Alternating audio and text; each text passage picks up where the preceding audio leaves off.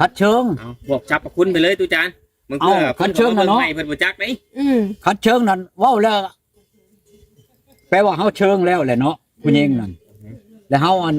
เอาวาดนั่นตัวนั้นวาดอึ้งนะชื่อมันนั่นไปรูปขมมผู้หญิงนั่นรูปลุ่มๆพุ่นมึงไปเชิงไผมันก็ฆ่าผู้นั้นโลดแล้วนั่น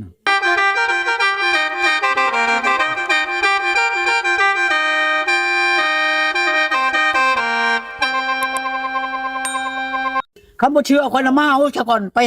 เฮ็ดชัยโอก็ได้เนาะพ่อตู้เฮ็ดชัยโลดคนนั่นคัดเชิงบอกจับกับคุณไปเลยตูจานมึงเพื่อคัดเชิงนะเนาะไม่เพิ่นบ่จักได้คัดเชิงนั่นเว้าแล้วแปลว่าเฮาเชิงแล้วแหละเนาะผู้หญิงนั่นแล้วเฮาอันเอาวาดนั่นตัวนั้นวาดอึ้งนะชื่อมันนั่นไปรูปขมมผู้หญิงนั่นรูปลุ่มๆพุ่นมึงไปเชิงไผมันก็ฆ่าผู้นั้นโลดแล้วนั่นคัดแม่นแล้วไล่มันมีแหละมันบอกเขาป้อนของเขามันก็กลับคือกันเขาคัดงาของแม่นเลยแหละเอาแล้วจะได้จะเคยได้ยินเดี๋ยวมันจะไข่ได้เขาได้ยินได้เขาคัดเคยได้ยินไหนเจ้าก็ได้สิบอกนี่เด้นี่อยู่พลานนี่คอยคัดให้เขาดอกอันนี้คอยเองนี่คัดให้วันนั้นอันเมียคอยอันที่ว่าคอยอันนั้นไปนั่นหักคอยบ่เฮ็ดคอยก็ยันบาปกันหักคอยเฮ็ดแล้วผู้หนึ่งเด้นี่เนี่ยคอยนี่มันบ่เอาผัวบ่ทันเอาผัวเด้นี่จักสิถือไผบ่จักสิถือไผผัวเมียคอย17คนนี่มีผู้หนึงคอยเฮ็ดแล้วเด้เอาแล้วบ้านนี่อุกใจเด้มันเฮ็ดโลดคันบ่ฮอดคอยนี่ลองโลดคอยสิเอามันถูกจนมันตายคากันพุ่นเมียคอยว่าชื่ออะไรยินนี่ก็เอาบ่ได้แบบนี้เมียสิอุกใจแล้วอุกใจแล้วแบบนี้ยังอุกตาอุกวะบ่แม่นแม่เท่ากันกับเช้าอันนี้เว้านั่นแหละเจ้านี่มีอันช่วงอยู่ในเฮือนนั่นจะตู่เจ้านี่ช่วงอันคอแดงหางกาบคอยบอกเราแหละถ้าเอาผัวร้อยผัวก็ตายเบิดตายก็อย่าแล้วเขาตายเราคอยบ่ได้ตายหากแต่ว่ากินเขาเมื่อยแล้วไปตอกหัวเจ้าหน่อยเจ้านั้นเอาผัวได้บัดนี้มันบ่ได้กินแล้วมันกินหัวเจ้านี่นะเอาลองมึงดูว่ะเอาว่าฉันบ่เอาก็ลองมึงแล้วว่ะคือกันกับกระจายเจ้าบ่เลี้ยงมันกินหัวเจ้าเข้าใจบ่แหละกระจายนั่นเขามีกระจายนั่นเขาเลี้ยงได้กินตัวเองเขาจะมาหาเลือดหายางอันงัวเลือดควายเลือดยังมาให้กินแต่ละชิ้นบ่เลือดแต่น่ะเขาเลี้ยงกระจายเขานั่นถ้ามันบ่เลี้ยงมันออกเที่ยวไปหากินคนอื่นกระจายอันนี้นั่นข่อยบอกแจ้งเลยแหละจังว่าเฮ็ดได้อันผู้เจ้ามันสิตายขังมันอันแปลว่ามันลงเฮือนบ่ได้แล้วมันสิกินไปก็บ่กินคนในเฮือนมันนั่นข่อยบ่ได้ว่าหลายหรอกหากข่อยบ่ว่าชื่อมันนี่คนบ้านโคกนี่มาหาข่อยวางหั่น3คนพุ่นมานี่เขาจะให้ข่อยเฮ็ดเขาว่ามีคนเป็นปอบในบ้านเขาได้ข่อยว่าชื่อนี่แหละเขามาหาข่อยนี่หากข่อยบ่บอกเนาะชื่อผู้นั้นผู้นี้นั่นเขามาหาข่อยนี่เขาจะให้เฮ็ดนี่หากเงินเขาบ่พอครับจักหน่อยเขาก็พอดอกเขาว่าแล้วดำนาหาเงินมาให้เป็นปอบนี่ก็ปัวดีบ่ตูเป็นปอบข่อยบ่ให้มีฮอดกินเรื่องพี่ปอบนั่นมาโลดเห็นบ่อยู่นาคำพันนี่เท่ากะและเท่ากะลานกะแล่นหมดเลยเขานั่นแล้วปัวพี่ปอบเพื่อนนั่นคนเป็นปอบนั่นฮอบเพื่อนเราเป็นชาวแล้วปัวเช่าบ่ได้ยังลูกแล้วหักบ่เก่งจำพอเดี๋ยวนี้นาคำพันนี่นะนี่พากันเชี่ยเขียวไปนี่บ้านบักกันอันนี้บักใบนี่ค่อยไปฮอดเฮือนแล้วนี่ไปแล้วเรามีชวนคือค่อยแหละชวนนั่นมักตัวแห่ยามนั่นค่อยไปเดือนฉามไปค่อยก็เชื่อทหารทิมนี่เอานั่นมันเป็นถุงใหญ่เด้ค่อยพูดเอารถมักตัวแห่นี่พูดค่อยก็บ่ย่านเราแล้วพูดไม่ใช่ถุงเชื่อค่อยขึ้นไปเฮือนบัดขึ้นไปเฮือนเราค่อยเลยถามค่อยอยากเอามักตัวแห่นั่นจ้ำเกลือกินนะใช้ค่อยบ่เกลือเราก็เลี้ยวม่านมาใช่ค่อยเอ้ามักทุกอันเกลือมันเคยอยู่ในตาแตกบ่เห็นบ่เราอ่ะบ่มันอยู่แล้วว่าในนี่รู้ไดเอาแล้วค่อยว่าแล้วมันว่าในนี่เท่าจังน้อยเลยตกเขื่อนได้เด้อเอามึงรู้เราอ่ะชำมึงนั่นกูสิบายคอมึงเราอ่ะเอาเลยค่อยละย่างไปเฮือนผัวไปแล้วก็เอาใส่ถ้วยย่านไผเนาะเอาเกลือใส่ถ้วยมาเห็นแล้วบ่เราอ่ะบ่มันอยู่นั่นมันบ่อยู่ได้แล้วอ่ะมันแรงไปแล้วแรงควายก็อยู่หันแล้วอยู่ในหลังหั่นแรงงัวก็อยู่หันแล้วแรงคนนี่เราอ่ะแรงเกลือก็หันเราอ่ะอยู่เฮือนควรบ่เราเอาคักอลีเท่านำบ่ย่านไผจักดีโดดเขตนั้นเราบ่ย่านไผโดดเรามีม้าตัวนึงบักใหญ่ สมมุติว่าบ้านนั้นบ้านนี้เนาะมาอันเชิญเราอันไปกินดองบ่หรือว่าผูกคอต่อแขนไปบุญไปหยังคนมาปัวนั่นได้จูงมาบ่ได้ขี่ไปโดนไดจูงไปนี่จูงไว้ก็ด่าจูงชาก็หายอันเล่าน่ะ จุงมา จูงมาน่ะกันจูงชาไปที่แม่มันเฮ็ดหยังอยู่เพิ่นว่าว่าจูงไว้เอามึงเผาไปใช้บักฮีแม่มึงเผาเอาเลยเด้อบาดนี้น่ะมันชะ เนาะ เฮ็ดได้ก็ผิดมื้อนั้นมื้อเช้ามาข่อยก็บ่ได้นอนนกในเฮือนเราข่อยนอนบนอื่นน่ะมื้อเช้ามาข่อยก็ไปได้บัดนี้ไปหาเราน่ะเขาเว้าถูกข่อยพังเบิดแล้ว เรื่องอันประวัติของเพิ่นน่ะไปได้บัดนี้เพิ่นน่ะก็นั่งปรับอันตัวก็เคยกินบ่เห็นบ่แลตัวเองบ่เคยกินเฮ็ดได้กินตัวเองเอ้ามาเขาก็มุกหรือว่าเขาปิ้งแล้วแต่เขาสิกินอยู่กันเฮ็ดแน่นอนเดี๋ยวกินก็โตเห็นโลดน่ะบ่ได้เด้โว้มึงบ่เคยจักเทื่อเอามาแล้วกินโลดนั่นไหนบัดนี้น่ะบักกันนี่ก็เว้าไปทั่วทิพย์ว่ะโอ้ยตัวเท่านี้หลายเทื่อละปากแตกเลยว่ะบ่มึงเอามึงดูเราอ่ะ ก็เอากันไปหน่อยแล้วก็ค่อยได้อันนี้อันเครื่องเราให้ข่อยยังอยู่อันหนึงอยู่ในเฮือนนี่ แก้กันเนาะทุก เล่าว่ามึงอยากได้บ่อันเครื่องผู้ชาวหมักแล้วเอ้าข่อยอยากได้เลยตัวเองว่าแฮงอยากได้หลายเมียข้าวนั้นข่อยหากันเอาเมียผู้เดียว โอ้ นี่เราเอาไปรถเราอะก็ชมควรไหนเรื่องผู้ชาวนี่ชมควรเท่าไหร่ บอกพ่อตู้คือสมมุติตอนเจ้ามีเมียอยู่นี่ ก็คิดมักผู้สาวผู้อื่นอยู่บ่ บ่อะไร ตอนมีเมียอยู่บ่ได้คิดมัก บ่ ผู้สาว บ่ได้ไปลิ้นใช่เอาเมียแหละก็ลิ้นด้วยน้ำลูกน้ำเมีย บ่ได้คิดมักผู้อื่นอีก บ่ได้มาค่อยมาเป็นเท่านึงแล้ว ก็ค่อยสิบ่มักผู้อื่นค่อยเอาเมียกกค่อยนี่ตอนนั้นค่อยว่าไปหาเที่ยวแปลงวิทยุแปลงมุงค่อยมัน โอ้ หนักช่อมแปลงเด้ เป็นสร้างสมแปลง เป็นช่างมันไปเห็นผู้หนึ่งผู้ชาวผู้หนึ่งเป็นตาหมัก แล้ว เที่ยวไปเท่าไรก็ไปลิ้นน้ำมัน จนได้นอนน้ โอ้ ำเพราะขออนุญาตน้ำจนมันได้มีลูกจนมานนอนข่อยอ๋อบัดนี้มานหลุดเขาลงมาข่อยมานใช่เขานั่นบัดบ่แพงอะไรปานนั้นครับแพงเลยแล้วงัวตัวหนึ่งกับเงินแสนห้า โอ้ พอถึงเงินแสนห้า10,000กีบเฮานี่แต่งกันกะพอเพียงแต่ชาวจำ10,000กีบนี่ซื่อๆปัดแสนห้าหากข่อยมีเงินแสนห้าก็แสนแล้วว่ะหากตามไอ้น้องเขานั่นน่ะมันมานแล้ววันนี้นั่นครับไปนอนน้ำมันจนเท้าออกหัวกระไดเขาว่าข่อยก็เที่ยวไปนอนน้ำมันก็ฮะเอาไหมงัวใหญ่ไม่งัวสิกินบ้านนี้แล้วครับ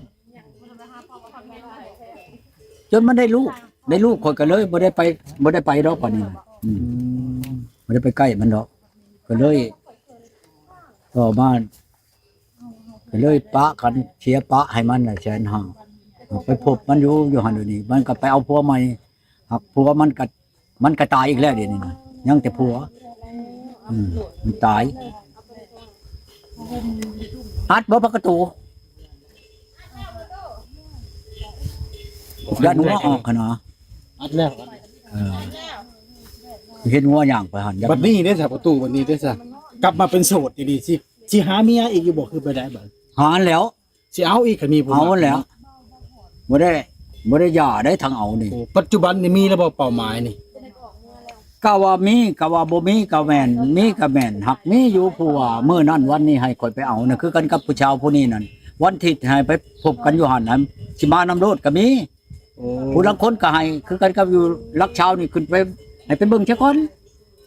ผู้นี้ก็ดีอันนี้ผู้นี้นั่นบ่ทันผัวจักบ่ได้ผัวจักเทื่อผู้นี้น่ะผู้เจ้าแก่ สาวแก่ อายุชาวปลาย สาวรุ่นใหญ่ ผู้ชาวรุ่นใหญ่อันผู้นี้นั่นเชื่อได้ลูกแล้วช้องแล้วอันนี้ โอ้ หักสิมานำโลดอันนี้น่ะ ผู้วันที่ให้ไปเบิ่งนี่ บ่แม่นคือแต่ไปผู้นี้ไปเอาโลดผู้นี้น่ะ โอ้ไปเอามาเลย เอามาเลย ไปเอานี่คือ นัดไปพบอยู่หั่นอยู่หั่นน่ะบ้านนำโลด ไปเอานี่คือไปแต่งเลยบ่ดูว่า บ่เอามาก่อน เอามาก่อน แปลงน้ำหลังมันอันเจ้ามาน้ำข่อยนั่นเจ้าสิเว้าในใดว่าจังสิมามันว่าข่อยสิไปหั่นไปนี่แล้วข่อยสิมาเลยมันว่าข่อยอยากไปฮอดเฮือนมัน บอกแม่อีก ฮะ บ่บอกพ่อบอกแม่ บ่ เอาแล้วบ้านนี้ มันสิมาน้ำโลดกันสิไปบอกว่ามันผิดผีเขาก็มันว่า โอ้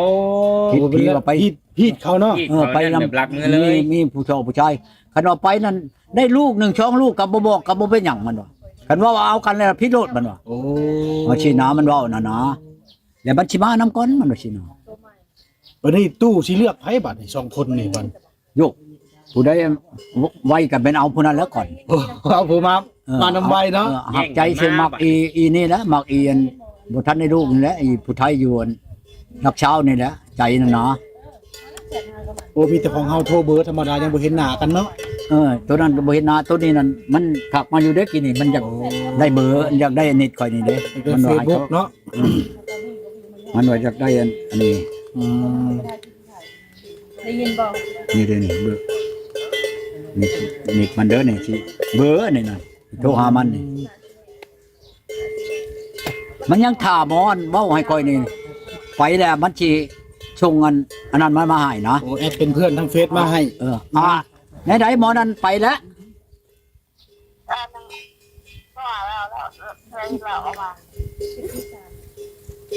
เรายังไม่ได้มาหาเจ้าบ่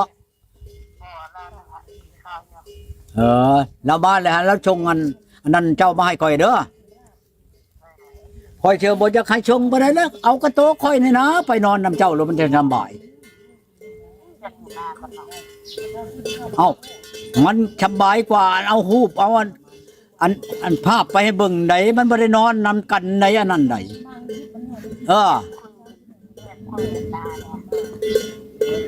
คันว่าอยากคุยกันซะก่อนจะบ่เอาคุยทั้งอันนี้ก็ได้คือกันแล้วว่าสิอยากเห็นไปยังหูบนั่นเอากระโต๊ะค่อยนี่ไปบ่ฮอดพอปีเจ้าก็ได้ลูกแล้วคันเอาหูบไปใช้กันโอ้ย1,000 ปีก็บ่ได้ลูกอยากใช้ค่อยว่าอยากใช้ค่อยว่าไปอันชื่ออันป่าไปกินก็ไปบ่ได้หูบนั่นเด้อกันกระโต๊ะค่อยนี่โอ้ยไปชื่อยังมาให้เจ้าก็ได้กินได้อันนี้ได้ ไว้ปานมือ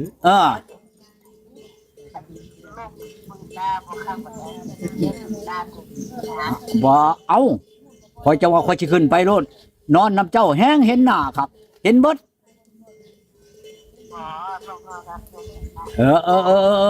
ฉันจะหน่อยมันออกไปแล้วมันชงดินมาให้ก่อยเด้อโอ้ยผู้ไทยเอ้ยผู้ไทยหิชมเลย เอาเร็วเดี๋ยวตุจานรู้อะไรเนี่ย โย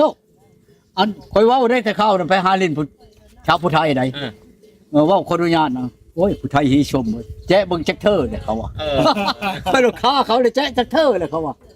บ่ได้แจ๊แล้วเห็นแล้วจักคือจักชมเขาว่าว่าพื้นตะกี้เนาะแต่วัยรุ่นยังบ่ทันได้เมียน่ะวันนี้ละขี่ม้าไปเขานำบ่มีรถเด้ขี่ม้าไปลินเช้านี่นะเช้าวันพินใต้นี่มีบุญเด้อยู่พินใต้นี่ โอ้ได้น่ะขี่ม้าเนาะ ขี่ม้าแล้วก็ไปผูกในเฮือนเขาช่องคนมาช่องโตบ้านนี่ละหมอนั่นละไปจอบบ้านน่ะเดี๋ยวมาเฮ้ยผู้ชันมาหาข่อยผู้เช้านอนนั่นป้าเปื่อย เร็ว โตชีเฮ็ดบอกเฮ็ดแล้วเต็งก็มาหาเฮ็ดผู้เช้าแล้วเดี๋ยวนี้ว่ะเอาก็มันน่ะไปก่อนกันโตชีเฮ็ดไปแล้วช่องคนเลี้ยวขึ้นไปเดือนแจ้งเนาะเดี๋ยวมึงรถชูนพูนอยู่คลองเพิ่นน่ะโธ่มึงแหลกมานี่ แก้ลีเนาะก่อนเบิ่งนี่กันเนาะ คอยก็แก้ชงแก้เชื่อแล้วบัดนี้ตูนั่นให้ถือชงถือเชื่อเต็งนี้เต็งสิขึ้นไปเต็งเฮ็ดมันโลดว่ะหมอนี่ก็ดี เป็นแล้วหรือสิเล่นนะฟังว่า ชิแลนโลดแล้วบ้านนี่ก็หมอนี่ก็เอาชงเอาเชื่อเอาเกิบเอาเบิดแล้วห้องตัวเองนี่ก็ดีคันเต็งห้องแล้วตัวเอามาให้เต็งไหนว่าบัดเต็งโตนลงไปนี่ห้องขึ้นไปก็โก้ยเฉลือกันห้ำรู้แล้วเนาะปับคนก็ถึงมันถูกออกแล้วบัดนี้เต็งก็บ่จักลงแล่นไปบัดนี้แล่นไปทางชานเขาลงทางไปทางชานเขาบัดมีพุ้ยมีหัวเนี่ยออกบ่ได้แล่นต่ำเขาเพิ่นไม้โตนทั้งนี้เลยแล่นไปไกลเดี๋ยวคันบ่คันดอกอันเอาไปมันว่าเอามาชงกูนั่นเอามาแล้วก็นุ่งเชื่อแล้วก็ไปแล้วบ่อนไปใช้บ่อนเขาเว้ากันแซวๆอยู่น่ะไปแล้วก็ถามเขาบ่มึงตัวเว้าเพียงเฮ้ยเอ้าก้นขึ้นมาในเฮิรนนี่เขาว่าผู้ไทยเอ้าเขาเฮ็ดอะไรเอ้าขึ้นมาในบ่เฮาว่าคนละป๊บแท้อยู่ไปเชื่อเด้อมันยิงแท้เฮ็ดเพิ่นแล้วยังบ่แล้วมันว่าคนก่อน ยังบ่แล้วกัน ป๊บแล้วเขาว่าคนเด้เขาว่าหลายคนป๊บอันนี้ป๊บไปทางชาติมันโตนบ่ได้บัดนี้มันฆ่าหัวแล่นต่ำเขาขึ้นมาโตนลงไปเลย อยากมาเบิ่งตัวเองนะโอ้ยมันชาติความคิดดื้อนั่นอันไปอันเลี้ยงงัวเลี้ยงควายตะกี้แต่ยังน้อยเนาะอยู่โคกนี่อยู่อันนี้นั่นไปแหละไปเห็ดมักงัวเติงต่างมันเติงต่างเด้ผู้เช้าตะกี้15 ปียังเห็ดงัวมักเติงต่างป้านุ่มป้าอันนั้นกันลีได้อยู่ในห้วยนั่นได้น้ำตูนนั้นน้ำผมน้ำเป็นเรื่องควายน้ำเดินเข้าเดินชิปเด้เป็นน้ำไหลอยู่ในห้วยเตออยู่แล้วบัดนี้ไปเฮ้ยเห็ดงัวเติงต่างกันตะมิดเอาแพะเอาอันแพะมันเอิกมัดทั้งอันเอิกนี่บัดเคินทั้งลุ่มบัดนี่มัดทั้งลุ่มบัดเคินทั้งเทิงบัดนี่แพะมันน้อยเด้อันชุดทางเบิ้งของเขาน่ะของมันเองน่ะไปแล้วเนาะผู้ชายเนี่ยขนาดว่าอายุ13 14ตันหาขึ้นเลยได้เอาแล้ว เอาแล้วไปเห็นความมันยิงนี่เอาโลด เป็นได้บัดนี้ ไล่โค้งกันโลดกับมันยิงเอาไปเห็นมักลี่นี่นะเนาะเขาแต่ยังน้อยนี่อายุ13 14นะกับผู้หญิงได้โยกไปรีบไปเห็นกันอยู่พูดไปลี่เหตุกันบ่แม่นว่าไปอันลี่กันบ่แม่นลี่อันคนผู้หาดอกลี่เหตุกันไปไกลๆนี่แล้วมันจนเขาบ่เห็นว่าไปเหตุกันอยู่พุ่นจนเขายอมเพิ่นเลยมาแล้วมันเหตุกันแล้วล่ะมาขึ้นบ่คือเดี๋ยวนี้น่ะมารคันแม่นนี่น่ะคนตะกี้น่ะจักมันเป็นอะไรบ่มารเลยโอ้แต่ละคืนไปคู่คืนไปอันเห็นบักลี่น่ะลี่หั่นเพราะมันม่วนเด้เนาะตะกี้ไอ้ตาดนี่ไอ้ตาดคนนั้นในบ้านเล่นเราไปชอบมึงอีกน้อยนี่ชูจะไปเฮ็ดกันเด้อเราเฮ็ดยังไงเอากูเห็นแล้วชูเฮ็ดกันแล้วบ่จักเราอยากเฮ็ดนำเวลาพลาดเรียกว่าผู้ใหญ่น่ะเราว่ากูก็สิไปเฮ็ดมักลี่น้ำชูเราอ่ะคันชูหากูเห็นนี่กูสิให้ชาวกีบไก่ตัวนึง15กีบเบิดแม่แล้วสิให้ชาวนี่ใบชาวเราอ่ะโอ้ยแท้เราเอาผู้หญิงไปเฮ็ดอยู่พุห้วยพุ่นจนเท่ายอมพุ่นเราจะเอามาเบิ่งโอ้ตัวจะไม่ชาติมาขึ้นเบิ่งนี่บาดคือกูมื้อนี่มาอันใดครับบ่ได้ทุกจานเด้อนี่เขาทักเข้ามาเลยได้บัดก็เป็นไสผู้ถามนะบ่ทักเข้ามาแล้วบ่เขาว่าแล้วนี่มันเขาว่าใดๆนี่เบิ่งให้ดูนี่มันมีอันนั้นพร้อมนี่เขาทักมาว่าใดนี่เขาก็เป็นผู้สาวด้วยนี่ฮะนี่ผู้สาวนี่ผู้สาวนี่เอาหับเอาจิ้มเข้าไปเบิ่งดูไอ้เสิร์ชผู้สาวเลยหับเอามาดูผู้สาวส่งเฮ็ดปวกมาให้บ่ผู้สาวไปหาเฮ็ดปวกจังหวะมันอยู่ใช้อันนี้นะมีต้อยใช่มีต้อยบ่ส่งรูปดอกไม้กุหลาบพี่เพิ่นก็ส่งรูปเพิ่นมาให้เบิ่งเนาะบักหลายนั่นไผประตูจักแล้วบ่จักเขาชื่อมันว่าอะไรฉันชื่อแม่ต้อยนี่เด้ประตูหูเพิ่นประตูนี่เบิ่งหาพี่น้อง FC เบิ่งก่อนนี่ผู้สาวผู้นี้นิ้วบ่จักแจ้งพี่น้องเอ้ยเนาะทักมาหาประตูก่อนนี่เนาะใช่ค่ะแม่นเพิ่นอยู่บ้านใดบัดนี้สาวงามบ่โอ้ผู้สาวงามเลยพี่น้องเอ้ยโอ้เพิ่นบ้านแต่หาเฮ็ดปวกแม่นบ่เพิ่นว่าแม่ต้อยโสดไดโอ้บ่เคยเห็นนั่นฮะเขาส่งรูปมาให้เจ้าคือบักหลายๆใบนี่ส่งตั้งเท่าใดใบประตูอันนี้ไดแม่นแม่นหมอนั่นบ่ส่งมาให้นี่ไผมันมาเลยบ่แม่นหมอได้ซื้อเฟซเราเองได้บ่แม่น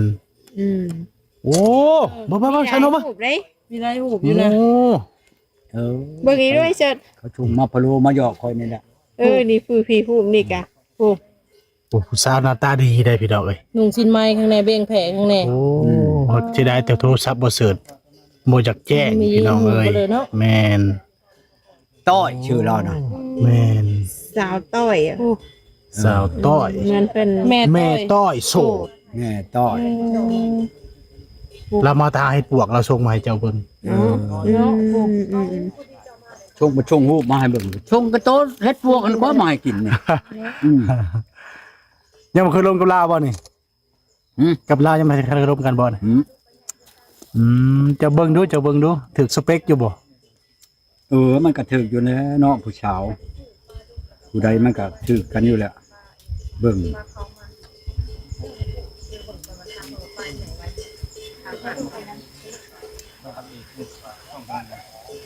ยังบ่เคยล้มเนาะ โอ้เช้าอันนี้เช้าอันนี้เช้านี้ก็เห็นอยู่นี่นี่ โอ้เราส่งมาให้เจ้าเลือกเจ้าเบิ่งบ่จักซะ เบิ่งบัดนี้เพิ่น เป็นยังหัวมาแล้วบ่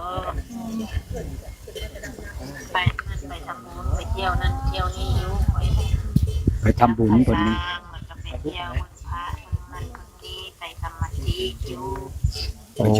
เราไปทำบุญ เป็นยังเด้อบ่ได้ลังเที่ยงมีกันเบิ่งหัวจะนุ่งเงิน10 ล้าน เออ ขึ้นออกแล้ว เช้าอันนี้อยู่อันนั้นอันนี้อยู่ไสก่อบ่ก็เดิมนี่ฟังเด้อ เบิ่งแล้วมันยากเด็กได้นานาก็บ่ได้แล้วหมด เพิ่นอยากได้อันขะดองเพิ่นนั่นจะกลายไปได้บ่เพิ่นว่านั่นคอยว่ามันแพงมันหลายโพดนี่เลย อืม เดี๋ยวบัดหมอนี่โทรมาแล้วเบิ่ง